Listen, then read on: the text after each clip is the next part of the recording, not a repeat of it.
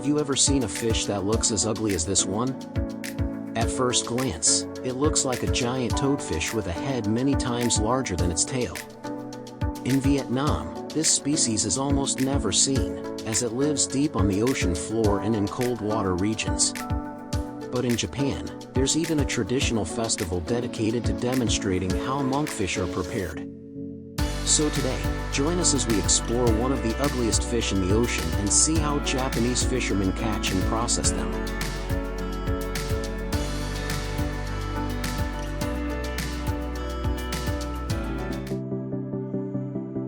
Monkfish typically live at depths ranging from 600 to 200 meters. Japanese fishermen believe that monkfish from the cold northern waters of the Sea of Japan have the firmest texture and the best flavor. Although they are caught in various regions, the peak season usually runs from late autumn around November through early spring. Currently, Aomori Prefecture has the highest monkfish catch volume in Japan. Most Japanese fishermen catch monkfish using bottom trawl nets, bottom set gill nets, and scallop dredge nets. These types of gear not only effectively catch monkfish but also harvest other bottom-dwelling species such as flounder.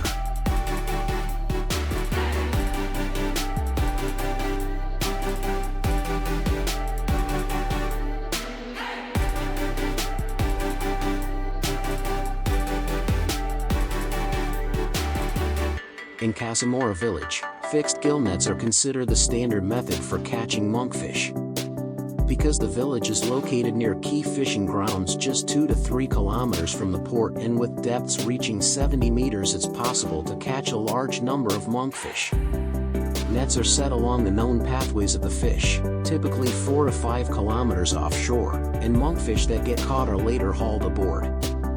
In this village, monkfish are caught on the same day the nets are deployed, allowing fresh fish products to be supplied to meet local consumption demand. Fishermen use hydraulic winches to pull the nets onto the boat and remove the fish. The catch is sorted and preserved on board to maintain freshness before being transported back to port.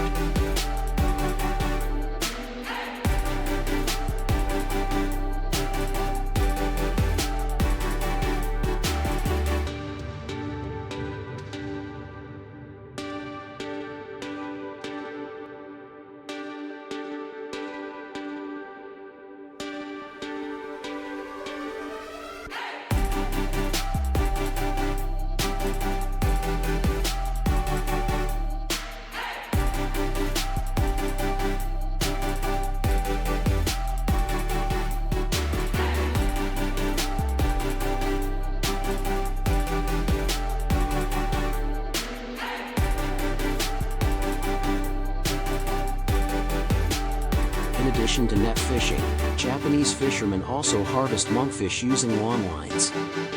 This is considered a traditional method that has been practiced in Japan for over 100 years.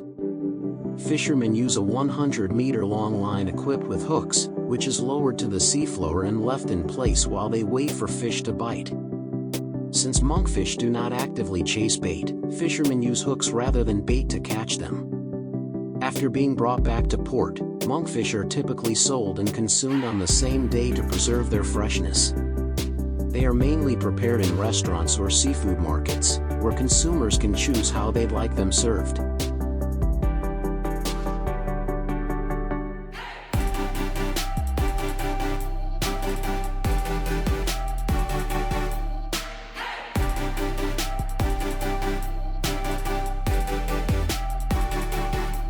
Only experienced chefs are usually able to handle monkfish with ease, because their slimy skin makes them impossible to process like ordinary fish.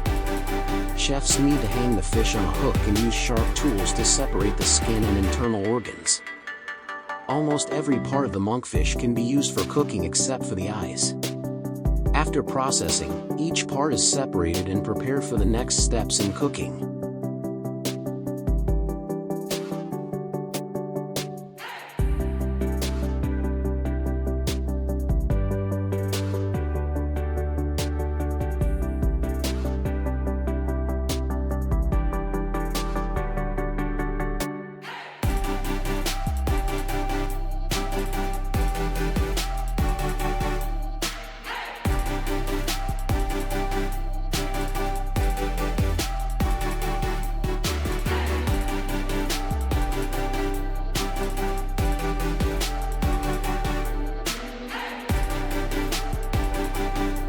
Although monkfish may appear unattractive, it is still considered a premium fish and is highly valued by the Japanese for its flavor, texture, and versatility.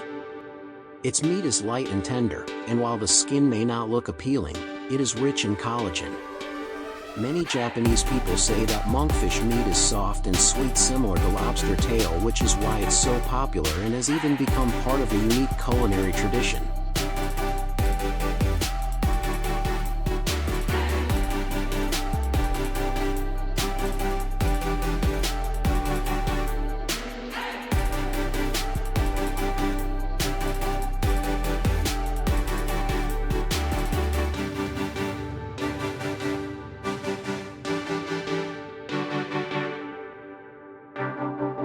In the village of Kazumura in Aomori Prefecture, monkfish are processed using an upside-down hanging method, a practice regarded as a local tradition. Perhaps because of its strong cultural ties to the region, monkfish caught here are sold under the name Kazumura Anku, which means monkfish from Kazumura village.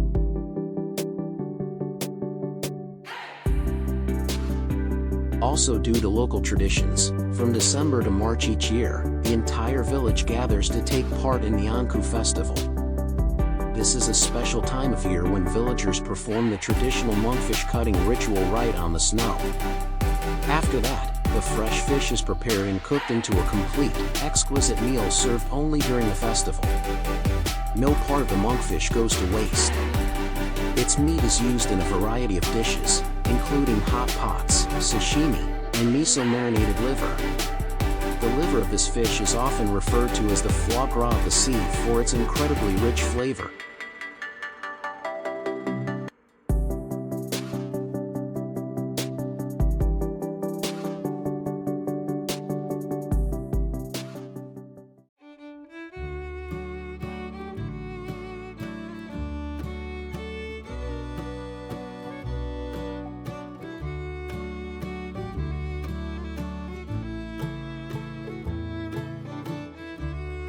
You're probably familiar with modern, large-scale pig farms, where everything is controlled down to each square meter of pen space, right? But today, we're introducing a fascinating new approach, outdoor pig farming. Let's watch the video below to see how it compares to traditional indoor pig farming.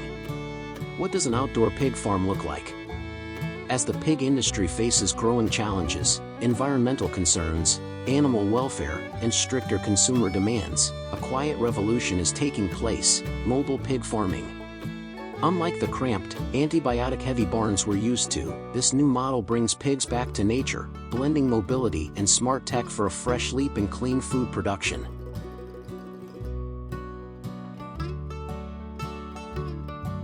For decades, industrial pig farming has dominated the global food scene.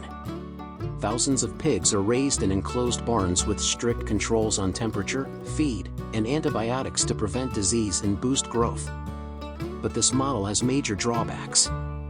First, the environmental toll, especially methane emissions, contributes significantly to climate change.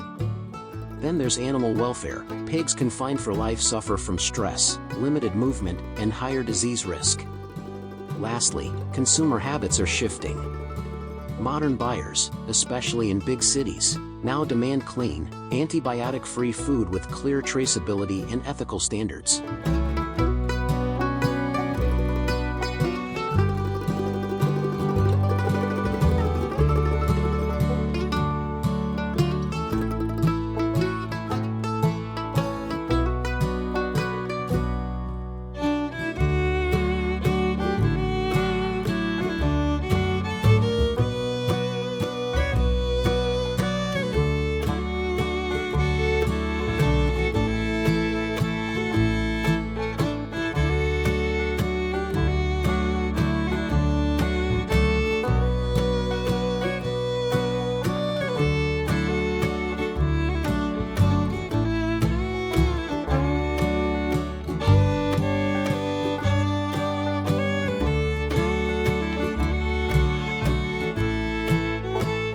Facing this reality, the industry is seeking new paths built on sustainability and nature.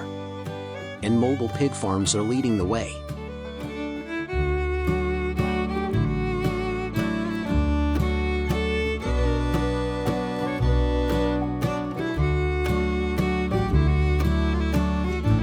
standout example is Folly Farms, a well-known outdoor pig farm in the UK. Instead of housing pigs indoors, they use mobile homes, small, movable pens.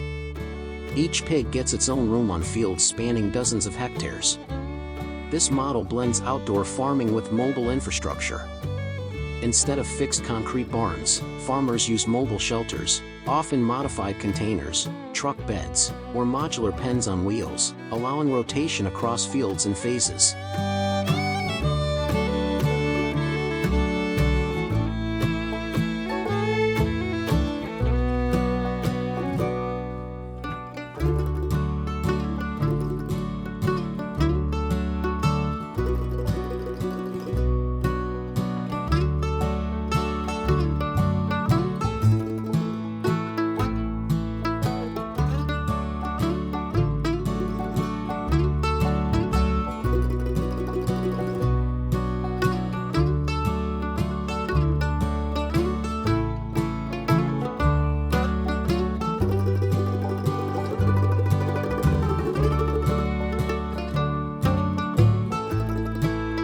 First, they set up strong fencing to ensure safety while raising hundreds of pigs outdoors.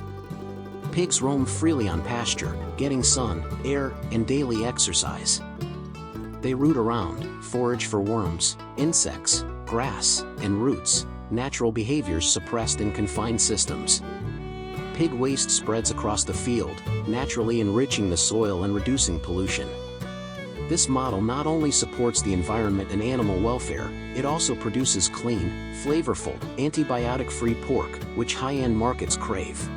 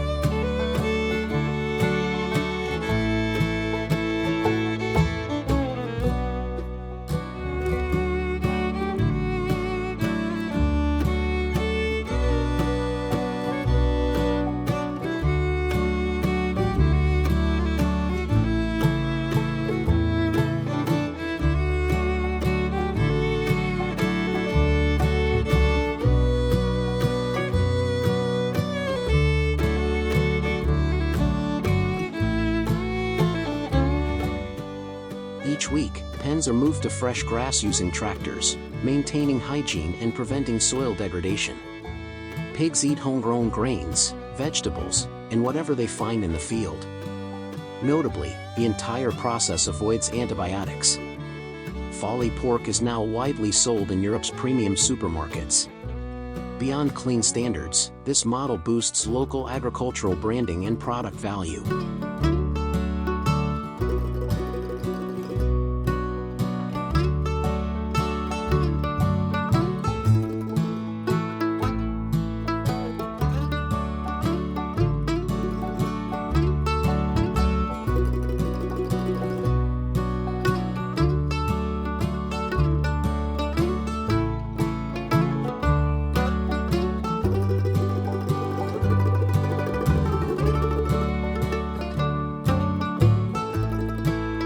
So, what are the real benefits of this unique system?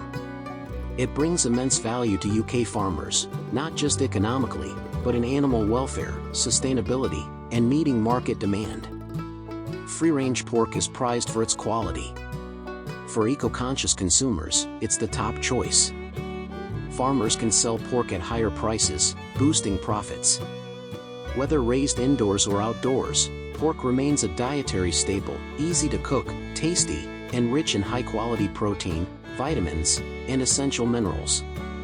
A familiar and healthy food choice.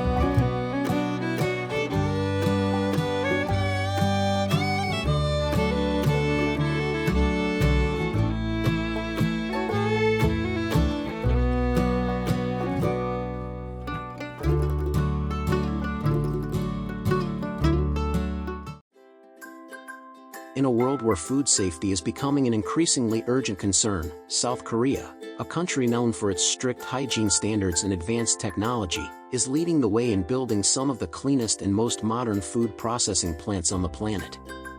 Today, let's take a step inside one of South Korea's most advanced pork processing factories, where every step from slaughtering, butchering, and processing to packaging takes place in a spotless, closed-loop system, controlled down to the tiniest detail. And perhaps, you'll be amazed to discover that the delicious piece of grilled pork belly on your plate was made this way.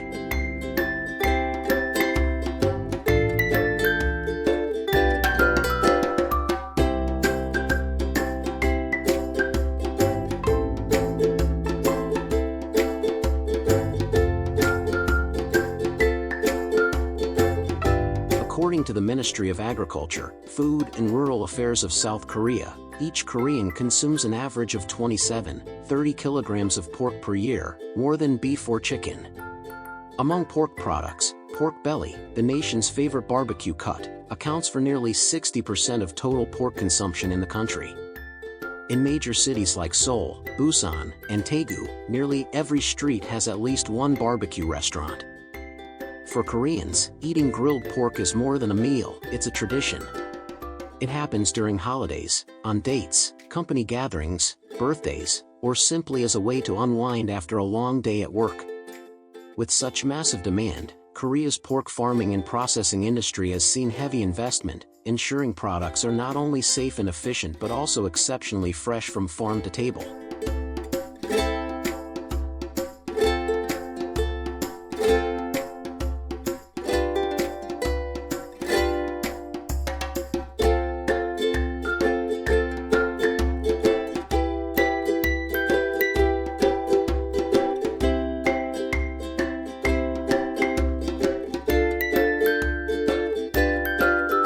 As you can see, inside these factories, biosecurity starts right at the door, almost to a perfect degree. Before entering the production line, every employee must undergo thorough disinfection, changing into sterilized protective gear from head to toe, passing through high-pressure air showers to eliminate dust, disinfecting hands using UV light and medical-grade sanitizers. And it doesn't stop there. Air inside the facility is strictly controlled for temperature, humidity, and pressure to prevent bacteria, dust, and odors from spreading between zones.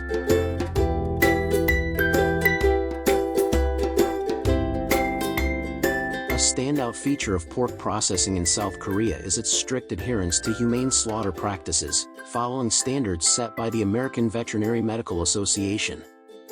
Instead of traditional direct slaughter, pigs are gently rendered unconscious using CO2 gas, causing them to lose awareness without pain or panic.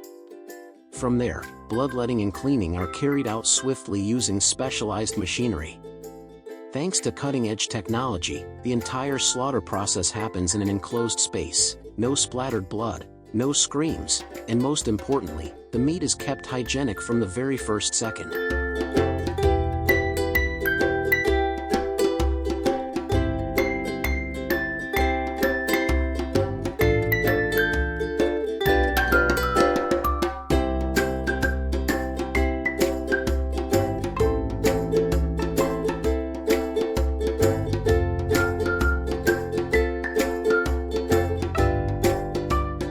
After humane slaughter, the pork moves onto an automated conveyor system for processing.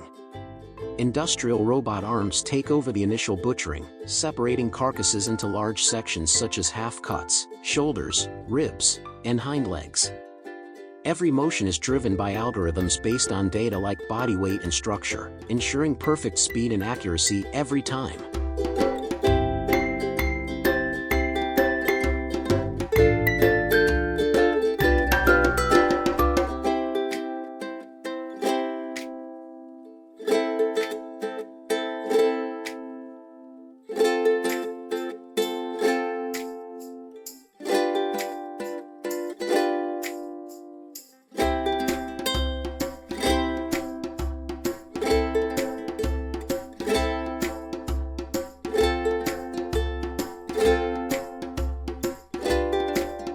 But what truly sets this factory apart isn't just the tech, it's the skilled hands of master butchers. Once the robots complete their rough cuts, human workers take over for fine butchering using traditional techniques, trimming fat, tendons, and skin with razor-sharp blades, slicing pork belly to reveal balanced, beautifully marbled strips, cutting shoulder meat to preserve every firm, intact fiber, categorizing rib cuts, jowl meat, ham, and more according to Korean culinary standards. Finally, the meat is immediately vacuum sealed and transferred into deep freeze storage before distribution.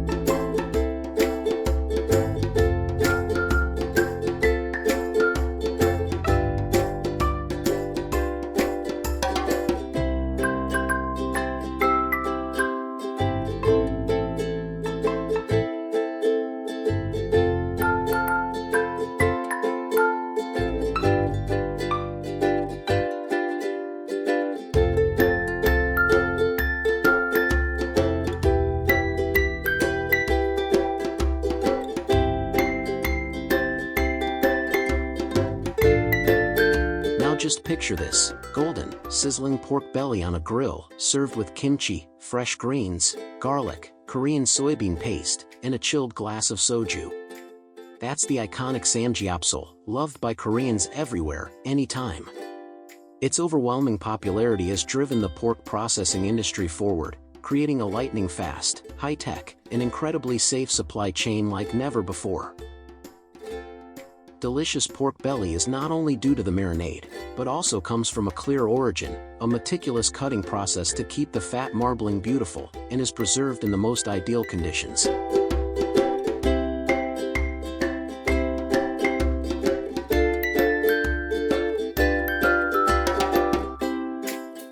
Once labeled as crop destroyers, these animals have now become million-dollar assets. From untamed jungles to high-tech farms across Southeast Asia, wild boars are being domesticated and turned into a bold new path in agriculture. In today's video, we'll dive into a model that's leaving the global farming world astonished: the multi-million-dollar wild boar farms of Southeast Asia. How do they actually work?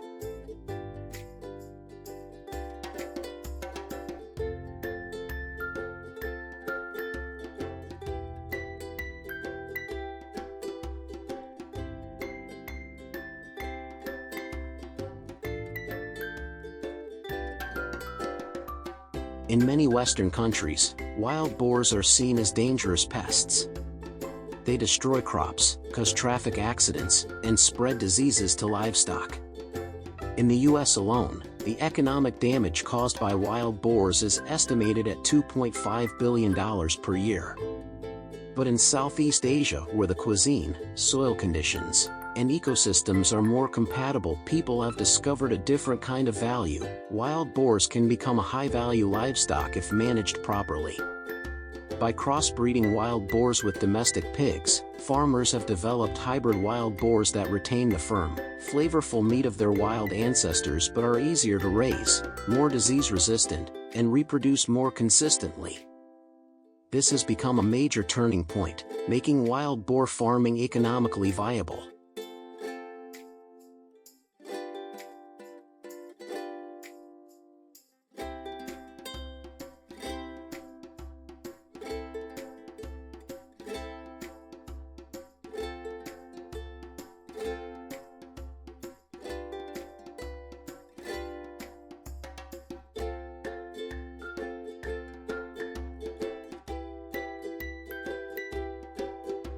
With meat prices twice as high as conventional pork, and breeders selling for hundreds of dollars per pig, this model creates steady revenue from both meat and breeding stock.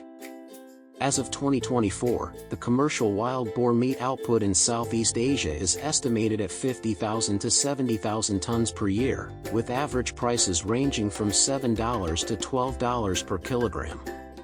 This translates to an industry-wide annual revenue of $400, $800 million, factoring in commercial meat, breeding pigs, value-added processed products, and agricultural byproducts.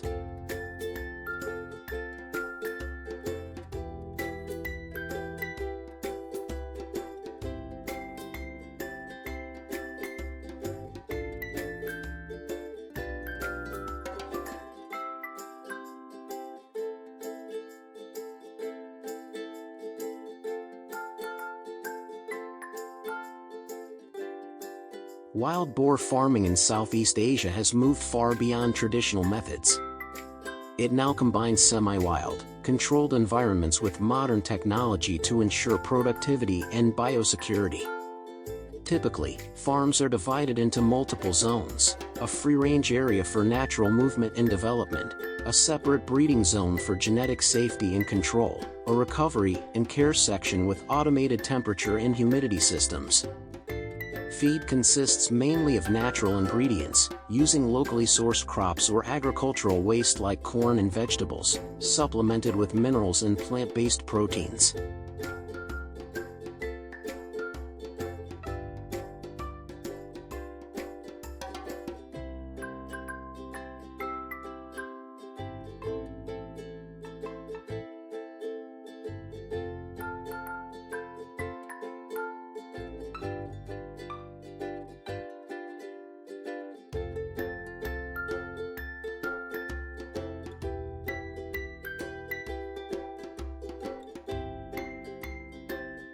Herd management systems are becoming increasingly advanced, utilizing traceability software and individual health monitoring sensors.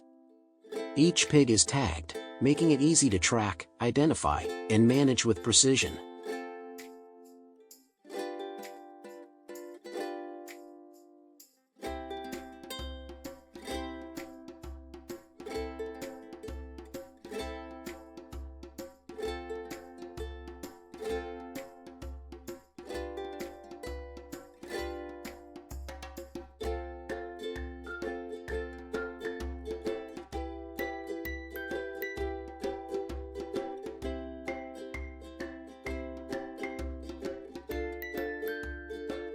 The flavor of wild boar meat is one of the main reasons for its rising popularity, especially in upscale restaurants and clean food markets. Compared to regular pork, wild boar meat has a richer taste, with a firm but tender texture. When cooked, it retains its sweetness and a signature aroma. Not only is it delicious, but it's also high in bioavailable protein, low in cholesterol, contains less white fat, and is rich in zinc and B vitamins.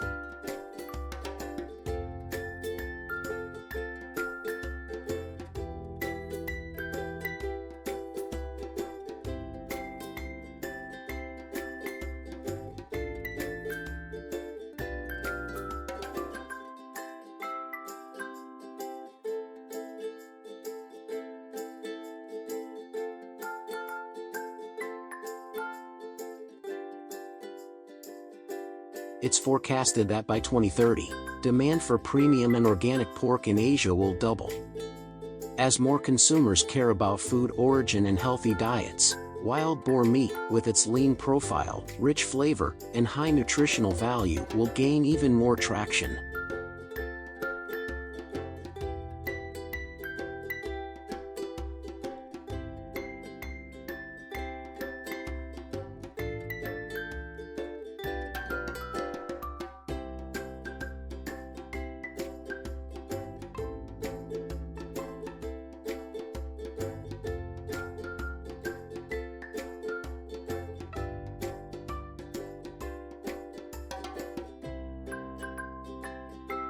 However, challenges remain: disease risks, particularly African swine fever, legal hurdles regarding hybrid breeds, price competition from cheap imported meat. But with strategic investment and the right market positioning, wild boars have the potential to become a cornerstone industry in Southeast Asian agriculture in the coming years.